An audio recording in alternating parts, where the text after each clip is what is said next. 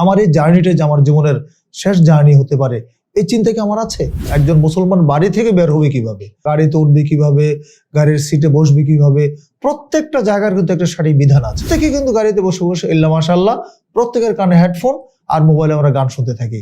এই যে একটা সফরটা যে আল্লাহর উদ্দেশ্য হচ্ছে, সফর যে একটা নেকির কাজ, সেখানে আমরা নেই। আত্মাহারিক টিভি, ওহির আলোয় উদ্ভাসিত জীবনের জন্য। শরীয়তের দৃষ্টিতে একজন মুসলমান বাড়ি থেকে বের হবে কিভাবে, গাড়িতে উঠবে কিভাবে, গাড়ির সিটে বসবে কিভাবে, প্রত্যেকটা জায়গার কিন্তু একটা সঠিক বিধান আছে, নিয়ম আছে, দোয়া আছে, যেটা আমরা খুব সহজে বুঝি যে দোয়া।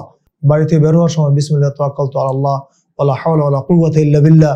গাড়িতে যখন উঠবো তখন বিসমিল্লাহ বলে উঠবো, গাড়িতে বসে আলহামদুলিল্লাহ বলবো। তারপরে সফরের যে দোয়াটা আছে সেই দোয়াটা আমরা পড়বো, সুবহানাল্লাযী সাখারানা হাযা ওয়া মা কুন্না লাহু মুকরিনিন ওয়া ইন্না ইলা রাব্বিনা লামুনকালিবুন। এই দোয়াটা পড়বো।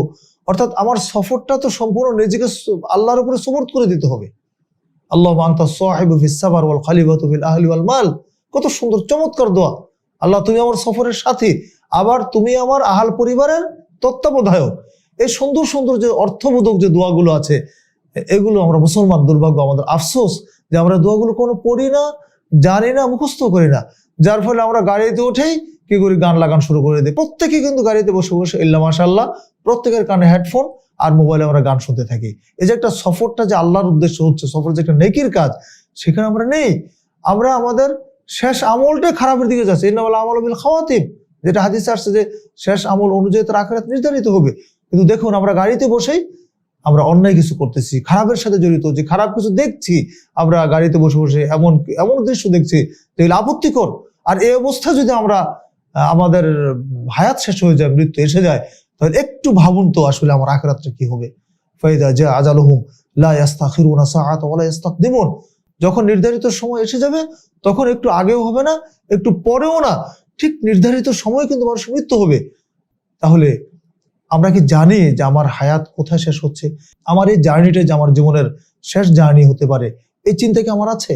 যদি থাকতো তাহলে গাড়িতে ওঠা থেকে নিয়ে আমরা অবশ্যই আল্লাহর জিকির, তাসবিহ, তাহলিলের মধ্যেই থাকতাম।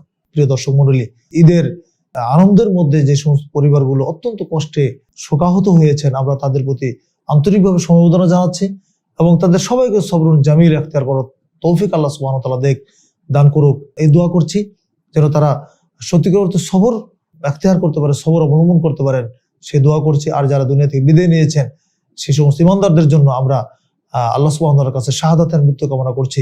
কারণ শহীদের ক্ষেত্রে হাদিসে যে বিষয়গুলো এসেছে, যে সরাসরি জিহাদের ময়দানে যেটা শহীদ, এটা তো শহীদ আছে, এছাড়া হুকুমি কিছু শহীদ আছে যেগুলোর কথা হাদিসে এসেছে। কেউ যদি পানিতে ডুবে মারা যায় সেও শহীদ, কেউ আগুনে পুড়ে মারা গেলে সেও শহীদ, কারো পেটের পীড়ায় যদি কেউ মৃত্যুবরণ করে তিনিও শহীদ, মাটি চাপা পড়ে যদি কেউ মৃত্যুবরণ করে তিনি শহীদ, মহামারীতে আক্রান্ত হয়ে যদি কোনো ব্যক্তি, কোনো মুসলমান মারা যান, তিনিও শাহাদাতের মর্যাদা লাভ করবেন ইনশাআল্লাহ। এগুলো সব হুকুমি শহীদ। যদি ঈমান থাকে, যদি ঈমানদার কোনো ব্যক্তি এই যে কয়েকটা বিষয় বললাম এর মধ্যে যদি ইন্তেকাল করেন, মারা যান, তাহলে তিনি শাহাদাতের মর্যাদা লাভ করতে পারবেন ইনশাআল্লাহ।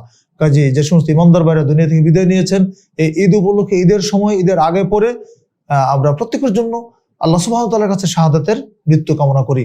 আল্লাহ যেন তাদেরকে শাহাদাতের মর্যাদা দান করেন।